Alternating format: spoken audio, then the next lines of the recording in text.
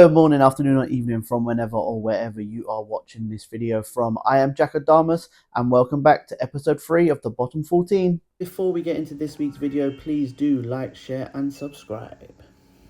I want to start this week's episode a little bit different now. I want to start with a bit of fun this time round. I want you guys to send in your starting 11 plus 3 substitutes, 1 player per club in the Bottom 14, and I'll announce the winner in next week's episode. Now, Wolves are still winless this season after 7 games so far, and they have conceded 21 goals so far this season. So they are averaging 3 goals conceded per game. And yes, the fixture list hasn't been kind to them, but it's just not good enough if they want to start getting points on the board. The supporters are growing more and more frustrated with the owners and are rightfully calling for the foursome group to step down from the club. Pressure is growing on Gary O'Neill, but I believe he's doing the best he can with the players at his disposal. So my question this week for Wolves fans is, do you believe that Gary O'Neill is still the right man for the job, or do you believe it's time to part ways with the manager? However, someone has been sacked within the club's backroom staff, with set-piece coach Jack Wilson departing the club after just 3 months in the role. And with 4 of the 21 goals conceded so far this season coming from corners, maybe it was the right choice to get rid of him, or maybe he's just a scapegoat for the current situation the club finds itself in. This international break does give the backroom staff 2 weeks to work on plans to turn things around at Molineux. However, their first game back after the international break is Man City, and then after that they have to travel away to Brighton, so they could quite easily find themselves 9 games into the season without a victory. And then in game week 10 they will have a massive game in their season, which is currently against a fellow winless team in Crystal Palace.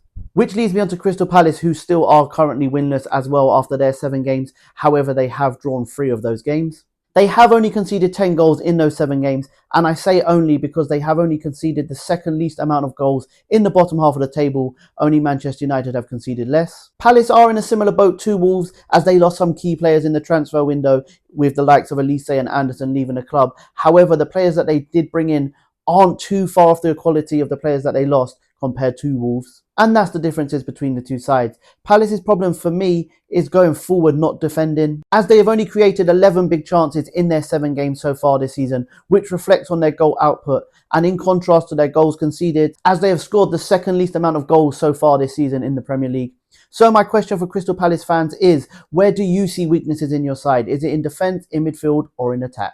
Palace also have 2 hard games after the international break. They have an away trip to inform Nottingham Forest and then a home match against Tottenham, so they could easily find themselves winless in those 2 games as well. That means that game week 10, that is going to be a massive game for Crystal Palace and Wolves as they play each other, and they could both be looking for their first win of the season in that one. Moving on, and I know it's still early on in the season, but we have bottom 14 teams sitting in 5th, 6th, 7th and 8th place in the league table. So we'll start with 5th place Aston Villa. Now, Aston Villa did draw 0-0 against Manchester United last weekend, but they definitely looked hungover in that one from that massive victory they got against Bayern Munich in the Champions League. Villa didn't look anything like their best in that game, and conjuring their best chance of the game in the 90th minute. But that game does show you how far Villa have come, as we are considering a 0-0 against Manchester United as a bad result. My question this week for Aston Villa fans is, would you take a good run in the Champions League and an EFL Cup over finishing again in the top 4 this season? Next up, we have 6th place Brighton. Now, they had a massive comeback victory last weekend as they were 2-0 down at half-time to Spurs and looked dead and buried, but they came back out in that second half to win that game 3-2,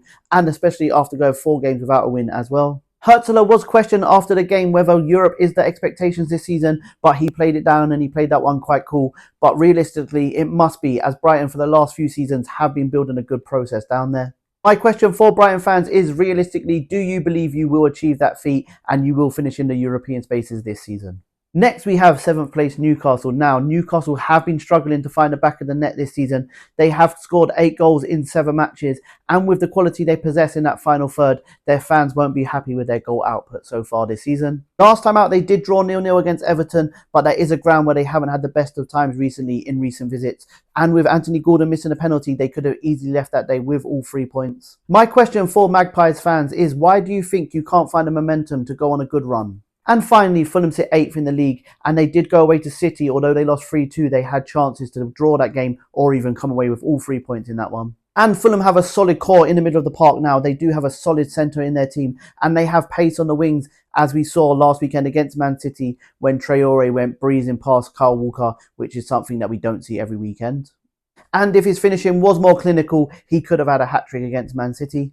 My question for Fulham fans is, which position would you upgrade if you had the choice? Leicester got their first win of the season in a 1-0 victory against Bournemouth, which makes them the first newly promoted side to get a win so far this season. Bruno Nate was the best player on the pitch in that particular game, and in that first half he was a one-man wrecking ball for Leicester. Also, with his 4 goal contributions in 6 games so far this season for Leicester, although he is only on loan from Brighton and although he is only 19 years of age, he looks like he's going to be a key figure this season for them in their fight for survival.